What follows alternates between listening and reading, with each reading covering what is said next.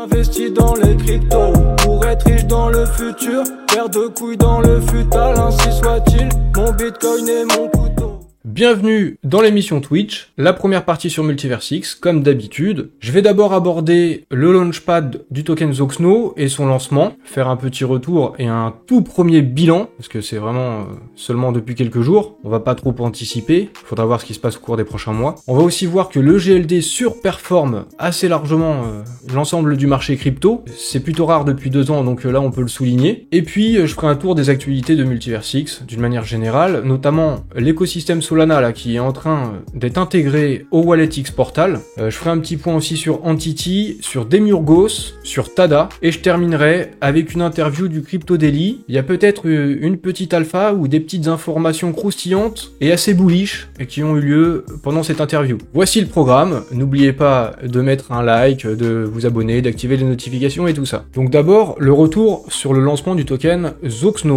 et le X Launchpad. Alors d'abord, la vente de tickets, ça s'est plutôt bien passé. Il y a eu 4 millions de dollars de vente de tickets pour un objectif de levée de fonds de 875 000 dollars. Donc finalement, l'objectif a été rempli à 458%. Moi-même, j'ai acheté mes tickets, j'en avais 65. J'ai eu 13 tickets gagnants, donc ça correspond aux probabilités de gagner. Avec tous les tickets vendus, en gros, on avait 21% de chance d'avoir un ticket gagnant. S'en est suivi le claim des tokens, évidemment, sur le X Launchpad. Alors là, je fais un petit point. Là, si on regarde ici les dates pour les unlocks, les prochains unlocks, 6 novembre 2024, 6 mars 2025 et 4 juillet 2025. En fait, ça, c'est une erreur d'affichage parce que ça ne correspond pas à ce qui a été signifié dans la tokenomics. Dans la tokenomics, il est dit que tous les unlocks seront faits tous les 60 jours, donc ce sera terminé d'ici 7 mois. Et donc, ça correspond pas à ce qui est affiché. Je me suis renseigné auprès de Zoxno, je leur ai envoyé un message et je leur ai demandé directement. Et effectivement, c'est un petit problème au niveau de l'affichage. Donc, ce sera bien tous les 2 mois les unlocks de tokens Zoxno. Également, il y a l'airdrop que vous pouvez claim encore pendant environ 3 semaines sur la marketplace de Zoxno, dans la partie écosystème et dans la partie airdrop. Et au final, du coup, un premier petit bilan, en tout cas un bilan personnel. Pour moi, le lancement, ça a été une réussite. Quand je dis pour moi, c'est la gestion moi-même de mon bag, de mes tokens Zoxno. Parce que j'en ai donc acheté 6500 tokens, et non pas 6000 comme je l'ai écrit dans mon tweet. 6500 tokens que j'ai payé 15 GLD. Au moment du lancement du token, j'ai revendu 25%, un quart de mon bag, 1625 tokens Zoxno pour 16 EGLD. Donc là déjà je fais un bénéfice de 1 EGLD et en plus l'airdrop j'ai eu un peu plus de 200 tokens, donc équivalent à 2 EGLD. Je fais donc un total de bénéfices de 3 EGLD et il me reste toujours les 3 quarts de mon bag, 4800 tokens, donc c'est plutôt pas mal. Au moment où je faisais ce tweet, c'était équivalent à 40 EGLD. Donc c'est plutôt une réussite, en tout cas au lancement du token. Faudra suivre ce qui se passera, le développement du projet évidemment, mais je me dis si tout se passe bien au niveau du développement du projet, et puisqu'a priori on se tourne vers la phase exponentielle, la phase d'euphorie qui devrait venir, on espère, au conditionnel sur les prochains mois, là, sur la fin de l'année. Donc a priori, je pense que c'est plutôt de bon augure pour l'évolution du prix de ce token. Et finalement, eh bien, le launchpad était rentable, comme pour Tada. Sauf que Tada, j'avais pas participé, et cette fois-ci, je me suis dit, là je participe, voilà, je pense qu'il y a moyen de faire un bénéf, effectivement, c'était le cas, et si vous avez fait vous-même votre petit bénéf, voilà, tant mieux pour vous, tant mieux pour nous, tant mieux pour Multiversix. Et donc maintenant, le GLD, c'est donc un point important là de cette émission, le GLD performe et résiste mieux à la chute récente là, et sur les 2 dernières semaines, le GLD se comporte très bien, c'est même un des tokens, un des coins les plus performants, voire le plus performant. Ça évolue toujours d'un jour à l'autre, c'est difficile de dire si c'est le plus performant, mais c'est quand même dans le top. Plusieurs personnes le remarquent, comme Peppermint Minku, là c'est évident quand on voit la bubble map, le GLD en vert tout seul au milieu des autres tokens qui chutent brutalement. Ça c'était le 5 juillet. Et j'ai vu pas mal de gens qui se posent aussi la question de la performance, toujours à quoi c'est dû. De toute façon, quand il se passe des choses sur les marchés crypto, que ça aille à la hausse ou à la baisse, on se demande toujours à quoi c'est dû. Et il y a pas mal de gens qui supposent que c'est dû au X Launchpad de Zoxno. Je pense que ça peut être en partie une explication de la hausse et de la performance de l'EGLD, parce que souvent au Launchpad, il y a eu une performance du token EGLD, mais c'était pas vrai serait sur le dernier launchpad pour Tada. Donc c'est pas sûr pour le X Launchpad, peut-être en partie, mais je pense que c'est dû aussi à d'autres choses, comme le mouvement de le GLD Squeeze. Je pense que ça doit avoir pas mal d'impact. Et également quelque chose qui a de l'impact, c'est le gros support sur lequel le GLD est en train de rebondir, sur la paire EGLD BTC. C'est quelque chose dont je vous parlais déjà la semaine dernière. Là, il y a une belle résistance, donc forcément, à ce moment-là, il y a toujours un rebond. Il y a au moins un rebond technique, que ça se prolonge ou pas, mais sur le coup, il y a forcément un rebond. Et donc, une surperformance de l'EGLD. Sur les 2 dernières semaines, sur CoinMarketCap, l'EGLD est passé de la place 90, ou du top 90, au top 70. Donc assez rapidement, je crois même que là, en ce moment, c'est plus ou moins sur la 67e place. Et concernant le mouvement de l'EGLD Squeeze, quelque chose qui doit avoir de l'impact, on voit qu'il y a 1 million d'EGLD qui sont sortis des exchanges, des plateformes centralisées, depuis le début du mouvement de l'EGLD Squeeze. C'est assez impressionnant, sachant qu'il y a à peu près 27 millions de GLD en circulation, plus d'1 million qui sont retirés des exchanges. Ça a forcément un impact sur le prix, puisque s'il y a moins de GLD sur les exchanges, il y a donc moins d'offres, et avec de la demande qui est constante, même sans parler d'une hausse de la demande, s'il y a moins d'offres, ça fait forcément une hausse du prix de l'EGLD. Je vous disais déjà ça la semaine dernière, si ce mouvement de l'EGLD Squeeze a été lancé à ce moment-là par Daniel Verrock, je suppose que c'est pas par hasard. Je suppose que c'est en lien avec cette résistance et ce rebond, au moins ce rebond technique. Et le but du mouvement, c'est de pousser ce rebond technique pour qu'il se prolonge. Et pour l'instant, ça prend. En tout cas, Daniel Verrock, on peut dire qu'il se donne en termes de tweets, mais aussi au niveau de l'argent. Il continue son DCA, 700 GLD par jour, rappelons-le. Le mec est blindax. Et en plus, il essaye de protéger le GLD des gens qui peuvent shorter. C'est ce qu'il explique là. Il dit qu'il est pas là pour rigoler, qu'il y a des gens qui veulent shorter le GLD, et je pense qu'il y met de sa fortune personnelle pour faire des murs acheteurs. Là, c'est ce qu'on remarque ici. Il y a 25 000 GLD qui sont mis en ordre d'achat au niveau des 35 $, et c'est pour protéger des shorters. Donc on voit ça là, 25 000 GLD qui protègent de la chute. C'est pour ça que le GLD, là, au moment où j'enregistre, depuis 1 ou 2 jours, on reste sur la zone des 35-36 $. Ça va pas en dessous parce que c'est protégé par un mur acheteur. Donc je pense qu'il y met de sa personne, Daniel Verrock, de sa personne ou de sa fortune. Et peut-être d'autres aussi qui participent au mouvement. Et donc voilà, le GLD performe. Là, le 9 juillet, une performance de plus 10%. Sur la semaine, ça faisait plus 17%. Voilà, je le redis. Actif le plus performant sur le marché crypto, ou un des actifs les plus performants. Et le GLD qui progresse sur CoinMarketCap. Et le GLD Squeeze qui continue. Et donc, on a le GLD qui fait une bonne performance sur une phase de chute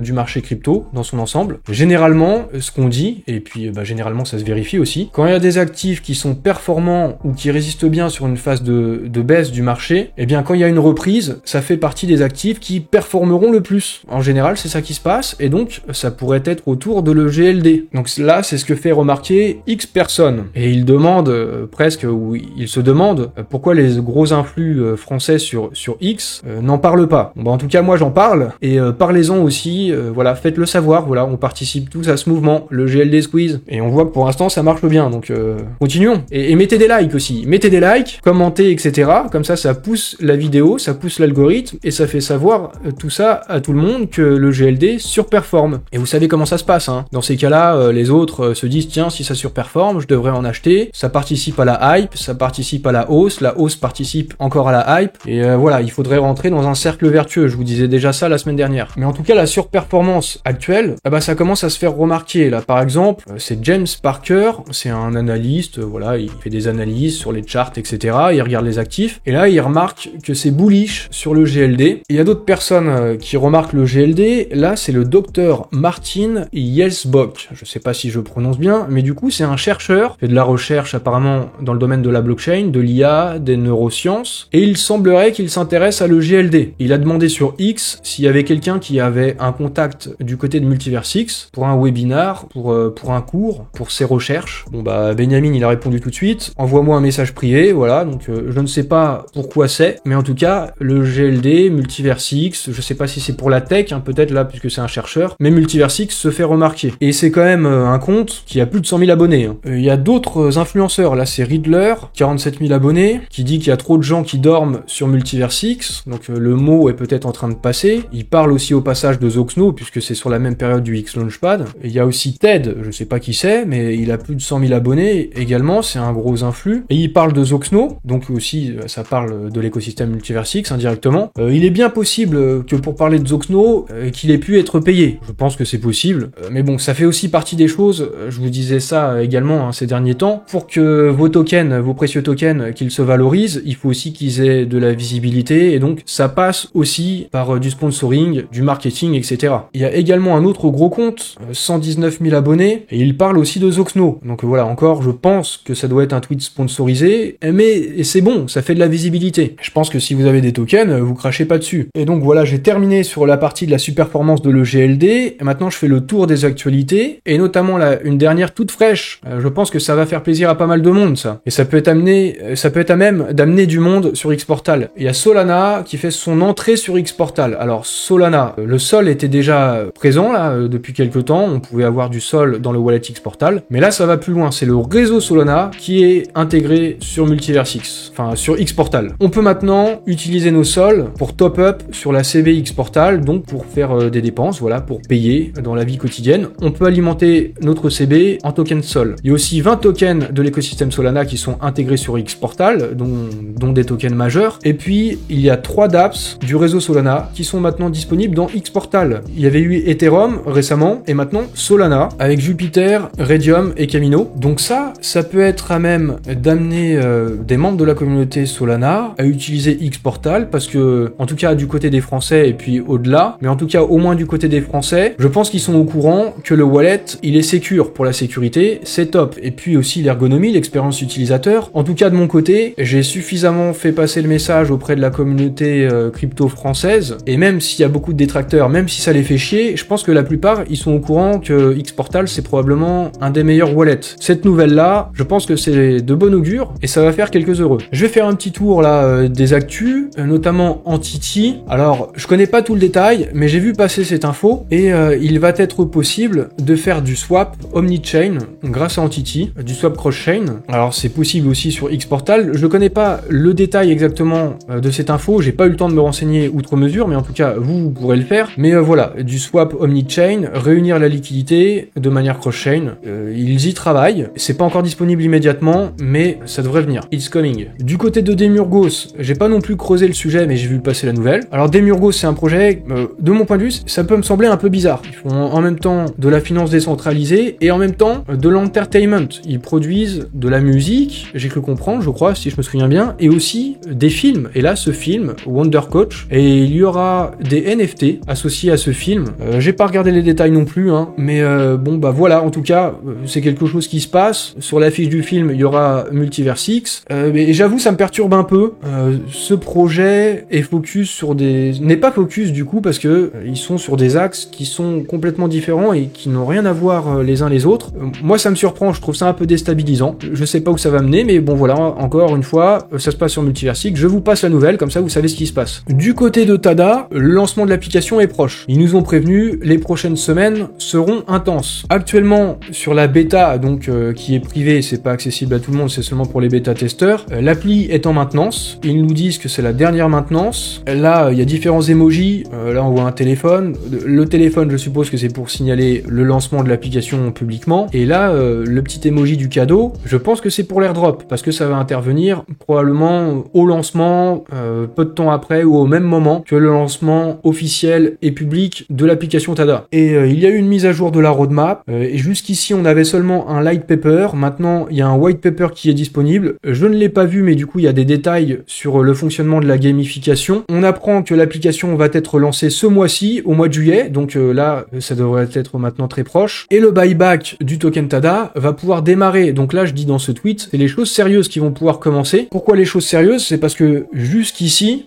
le token a été lancé, des tokens ont été mis en circulation, mais la seule pression acheteuse, c'est celle de la communauté et des gens qui veulent acquérir le token. Et bah ça va changer avec le lancement de l'application. Je vous rappelle le fonctionnement de l'application. Tada, c'est donc une entreprise. Ils vont avoir des clients. Ces clients, ils ont besoin de data. Tada, data, hein, voilà. Et donc la data, c'est de la matière première pour ces entreprises. C'est la ressource dont ils ont besoin. Cette ressource, elle va être produite par les utilisateurs de l'application à travers les données vocales, la vérification vocale, la production vocale, etc., etc. Donc on produit de la matière première comme ça, et les clients de Tada, eux, ils vont payer Tada, ils vont leur donner de l'argent. Bien sûr, l'entreprise elle-même, elle va se rémunérer comme ça, mais il y a une autre partie de cet argent qui ira dans de l'achat du buyback du token TADA. Sur ce buyback, il y aura une partie qui sera burn et une autre partie qui seront distribuées aux utilisateurs de l'application pour la production de data. Et donc, il va commencer vraiment à y avoir une pression acheteuse et c'est pour ça que je dis que c'est les choses sérieuses qui vont commencer. Et je vous rappelle du coup aussi, l'airdrop est à venir pour ceux qui étaient sur la bêta de TADA. Le snapshot a été fait. Également, si vous êtes sur le Discord, sur TADA, si vous participez, il y a un formulaire qu'il faut remplir dans lequel vous devez renseigner votre adresse mail. Faites-le, je vous le recommande, ça pourrait vous apporter des tokens en plus pour l'airdrop. Si vous ne le faites pas, vous n'aurez pas de tokens en moins ou vous aurez quand même a priori de l'airdrop parce que vous avez participé sur l'application. Mais si vous avez aussi participé sur le Discord, vous pourriez avoir un petit bonus. Donc faites-le, remplissez ce formulaire. Un autre point des actus, Shelters. Donc ça c'est un projet de tokenisation immobilière sur Multiverse. Le lancement, il est proche. Ça devait intervenir a priori sur la fin juin, mais ça n'a pas eu lieu. Il y a un petit retard. Mais voilà, du coup, j'ai vu ça passer. Le lancement devrait être proche. Je sais pas si ce sera au mois de juillet ou un peu plus tard. J'avais fait une vidéo sur ce projet. C'est disponible sur ma chaîne YouTube. Donc si vous voulez vous renseigner, vous pouvez aller sur ma chaîne. Et je termine avec une interview auprès du Crypto Daily, une interview de Benjamin Minkou. Donc pour parler du développement de Multiverse X, revenir sur certaines choses comme le compte à rebours, parler du prix du token, etc. Et il y a eu un point en particulier que j'ai trouvé intéressant. Donc on va le visionner, mais c'est sur des fonds d'investissement qui s'intéressent à Multiverse X et il est même question d'un ETF. Donc on va se passer ce petit extrait. Vous allez voir, c'est intéressant. Do you guys plan to raise funds soon? We plan. Okay. Do we have any date, number, something you can share with us? No, at this point we're just in discussion with several super strategic people and funds because the idea is the space is not going away. It's going to just get hugely bigger with the ETFs. There is an insane arbitrage opportunity for institutionals to come in, and I think all the institutionals, it's funny and interesting to see them. The biggest one from the US, for instance, I had conversations here at Proof of Talk, being aware of what we're doing with a precision that is better than I've seen in most casual conversations, even with crypto people. So they're analysts and researchers are looking everywhere. Why? Because at the end of the day, they're looking for arbitrage opportunities. Like, where can I make the next? Suppose that you have the Ethereum ETF. What's next? Dans cet extrait, pour résumer aussi peut-être pour les gens qui ne sont pas anglophones, dans cet extrait, la question est posée de financement, de fonds d'investissement qui pourraient s'intéresser à Multiverse X. Benjamin répond qu'il y a des discussions à ce stade. Il ne donne pas de nom, peut-être aussi parce que c'est au stade des discussions. Il ne donne pas de montant, rien de tout ça. Mais il parle du fait qu'il y a des fonds d'investissement qui s'intéressent à Multiverse X et des noms importants, des fonds d'investissement parmi les plus importants, il dit, des fonds d'investissement aux États-Unis. Ces acteurs-là, comme dit Benjamin, semble en plus très bien connaître le projet Multiverse X de manière précise. Ça l'a d'ailleurs étonné. Et également, Benjamin parle du fait que si ces fonds d'investissement s'intéressent alors à Multiverse X, je suppose aussi à d'autres projets crypto, mais Multiverse X en fait partie. S'ils s'y intéressent, c'est notamment parce que ils ont de l'arbitrage à faire. Il y a de l'argent à faire en fait. Voilà, dit autrement, avec les projets crypto. Et comme on l'a vu avec les ETF, Bitcoin évidemment, Ethereum, et les fonds d'investissement cherchent les prochains projets, les prochains ETF. Il semblerait donc que Multiverse X fasse partie de ces projets qui intéressent les fonds d'investissement. Et donc aussi pour un ETF. Il y a le potentiel en tout cas. Et c'est quelque chose que je vous avais pas signalé à travers des tweets, etc. Mais à plusieurs reprises, à 2 ou 3 reprises au cours des derniers mois, j'ai remarqué ça avec Benjamin en fait. Dans une interview et aussi ailleurs, je sais plus où, j'avais vu ça. J'avais pas fait de tweet parce que aussi la période ne s'y prêtait pas. Il y avait un certain mécontentement dans la communauté. Et je me suis dit, on va encore me dire ouais t'abuses, tu dis des choses qui existent pas, etc., etc. Donc j'en ai pas parlé, mais voilà, en fait il y a quand même des choses dans ce sens. Il y a un espoir en tout cas sur les ETF. On terminera là-dessus. On continue le mouvement EGLD Squeeze. C'est la fin de l'émission, mais n'oubliez pas de mettre un like à la vidéo pour pousser l'algorithme et tout ça. Mettez des commentaires, abonnez-vous à ma chaîne. Et puis voilà, j'espère que vous avez apprécié la super performance de l'EGLD. L'émission est terminée. Je vous dis à la prochaine pour les actus crypto en général.